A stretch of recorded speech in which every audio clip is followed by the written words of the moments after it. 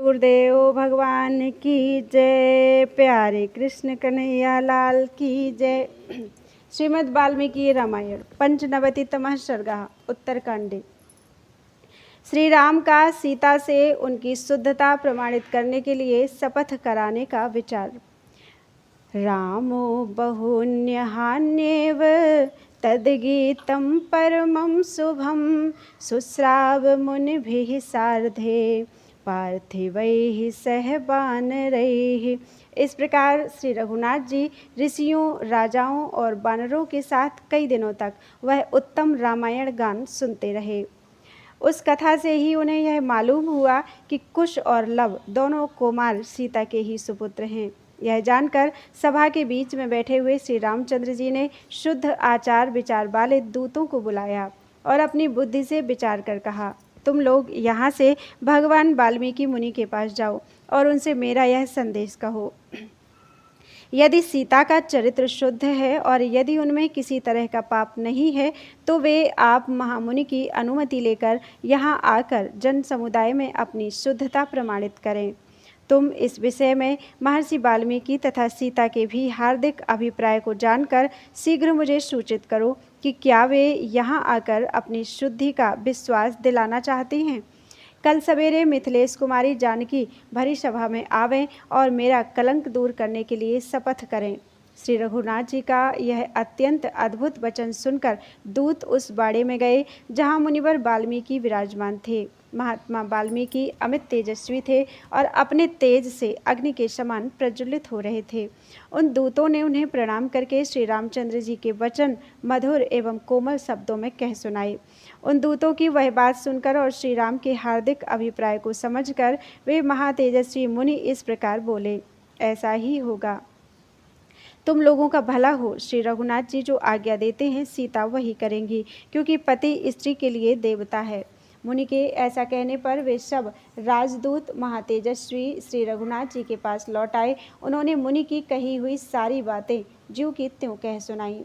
महात्मा वाल्मीकि की बातें सुनकर श्री रघुनाथ जी को बड़ी प्रसन्नता हुई और उन्होंने वहां आए हुए ऋषियों तथा राजाओं से कहा, आप सब पूज्यपाद मुनि शिष्यों सहित सभा में पधारें। सेवकों सहित राजा लोग भी उपस्थित हों तथा दूसरा भी जो कोई सीता की शपथ सुनना चाहता हो वह आ जाए।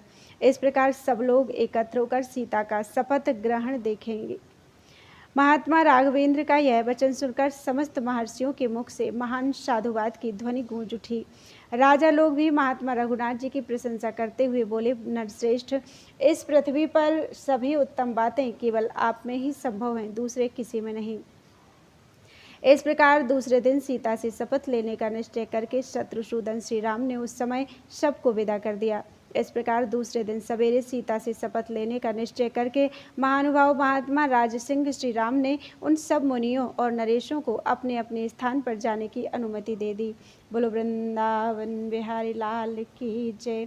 इत्यार्षे श्रीमद् रामायणे वाल्मीकि आदि काव्ये उत्तरकांडे पंचनवतितमः सर्गः।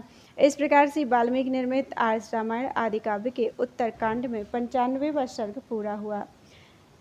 96वां सर्ग महर्षि वाल्मीकि द्वारा सीता की शुद्धता का समर्थन।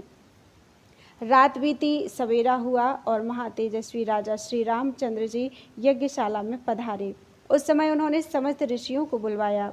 वशिष्ठ, वामदेव, जाबाली, काश्यप, विश्वामित्र, दीर्घतमा, महर्षि महातपस्वी दुर्वासा, पुलस्त्य, शक्ति, भार्गव, वामन, दीर्घजीवी, मार्कंडेय, महायशस्वी मौद्गल्य, गर्ग, च्यवन, धर्मज्ञ शतानंद, तेजस्वी भरद्वाज, अग्निपुत्र सुप्रभ, नारद, पर्वत, महायशस्वी गौतम, कात्यायन, सुयज्ञ और तपोनिधि अगस्त्य, ये तथा दूसरे कठोर व्रत का पालन करने वाले सभी बहुसंख्यक महर्षि कौतूहलवश वहाँ एकत्र हुए।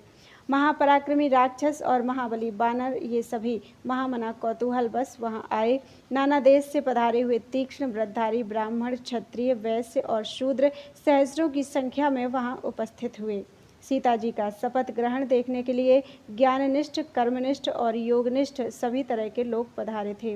राजसभा में एकत्र हुए सब लोग पत्थर की भांति निश्चल होकर खड़े बैठे थे।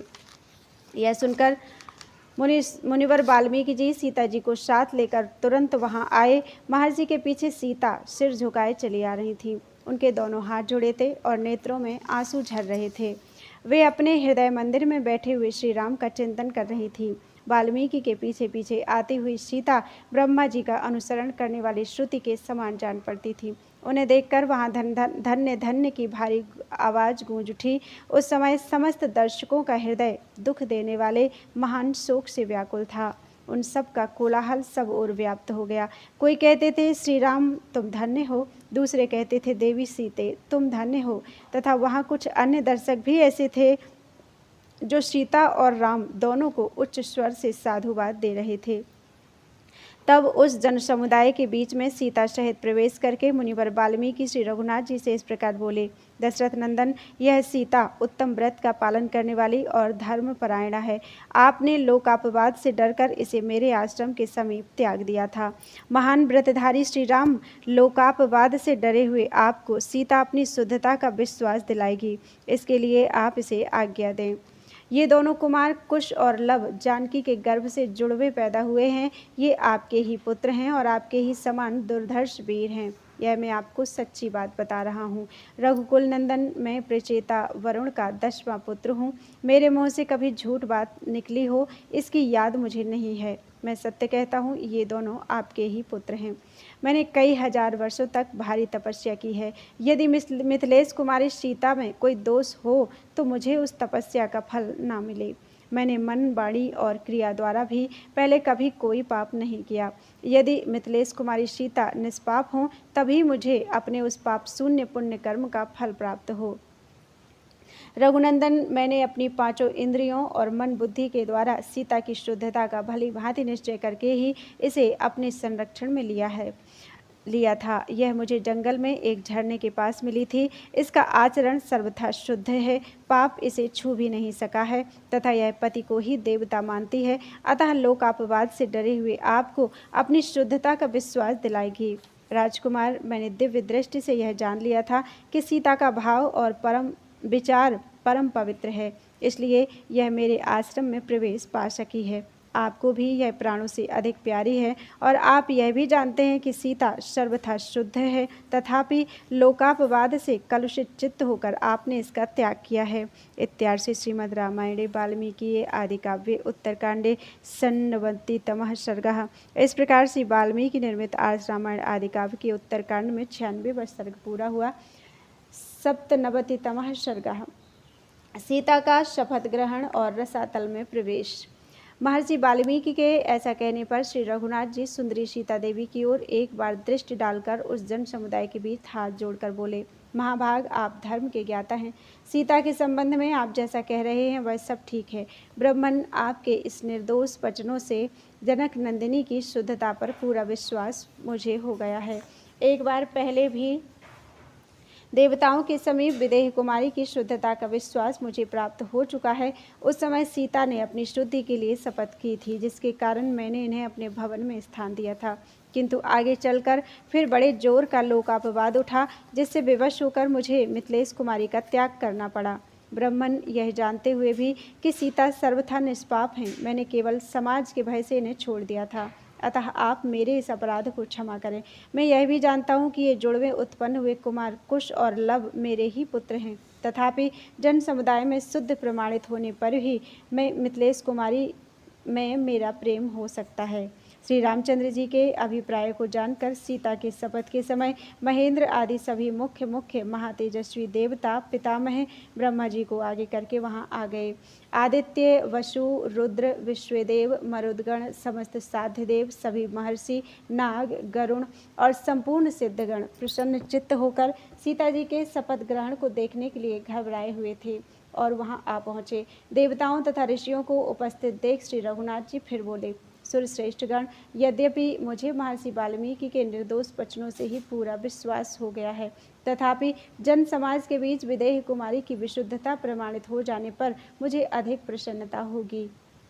तदनंतर दिव्य सुगंध से परिपूर्ण, मन को आनंदित देने वाले परम पवित्र एवं शुभ कारक सुरश्रेष्ठ वायुदेव मंद गति से प्रवाहित हो सब ओर से वहाँ के जन समुदाय को आह्लाद प्रदान करने लगे।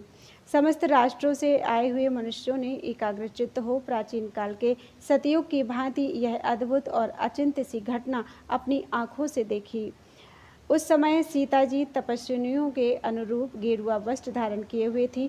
सबको उपस्थित जानकर वे हाथ जोड़े दृष्टि और मुख को नीचे किए बोली, मैं रघुनाथ जी के सिवा दूसरे किसी पुरुष का स्पर्श तो दूर रहा, मन से भी चिंतन नहीं करती। यदि यह सत्य है तो भगवती पृथ्वी देवी मुझे अपनी गोद में स्थान दें। यदि मैं मन, वाणी और क्रिया के द्वारा केवल श्री राम की ही आराधना करती हूँ तो भगवती पृथ्वी देवी मुझे अपनी गोद में स्थान दें। भगवान श्री राम को छोड़कर मैं दूसरे किसी पुरुष को नहीं जानती। मेरी कही हुई यह बात यदि सत्य हो तो भगवती पृथ्वी देवी मुझे अपनी गोद में स्थान दे। विदेह कुमारी सीता के इस प्रकार शपथ करते ही भूतल से एक अद्भुत सिंहासन प्रकट हुआ जो बड़ा ही सुंदर और दिव्य था। दिव्य रत्नों से विभूषित महापराक्रमी नागों ने दिव्य रूप धारण करके उस दिव्य सिंहासन को अपने सिर पर धारण कर रखा था। सिंहासन के साथ ही पृथ्वी की अधिष्ठात्री देवी भी दिव्य रूप से प्रकट हुई। उन्होंने मिथिलेश कुमारी सीता को अपनी दोनों भुजाओं से गोद में उठा लिया और स्वागत पूर्वक उनका अभिनंदन करके उन्हें उस सिंहासन पर बिठा दिया। सिंहासन पर बैठकर जब सीता देवी रसातल में प्रवेश करने लगी उस समय देवताओं ने उनकी ओर देखा। फिर तो आकाश से उनके ऊपर दिव्य पुष्पों की लगातार वर्षा होने लगी। देवताओं के मुँह से सहसा धन्य धन्य का महान शब्द प्रकट हुआ। वे कहने लगे, सीते तुम धन्य हो, धन्य हो। तुम्हारा शील स्वभाव इतना सुंदर और ऐसा पवित्र है। सीता का रसातल में प्रवेश देखकर आकाश में खड़े हुए देवता प्रसन्न चित्त होकर इस तरह की बहुत सी बातें कहने लगे। यज्ञ मंडप में पधारे हुए सभी मुनि और नरश्रेष्ठ नरेश भी आश्चर्य से भर गए। अंतरिक्ष में और भूतल पर सभी चराचर प्राणी तथा पाताल में विशालकाय दानव और नागराज भी आश्चर्यचकित हो उठे। कोई हर्षनाद करने लगे, कोई ध्यान मग्न हो गए, कोई श्री राम की ओर देखने लगे और कोई हक्के बक्के से होकर सीता जी की ओर निहारने लगे। सीता का भूतल में प्रवेश देखकर वहां आए हुए सब लोग हर्ष शोक आदि में डूब गए। 2 घड़ी तक वहाँ का सारा जन समुदाय अत्यंत मोहाच्छन्न सा हो गया। इत्यार्षे श्रीमद् रामायणे वाल्मीकि आदि काव्ये उत्तरकांडे सप्तनवतितमः सर्गः।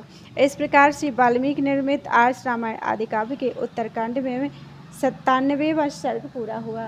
बोलो वृंदावन बिहारी लाल की जय। त्वदीयं वस्तु गोविंदम तुभ्यमेव समर्पितम्।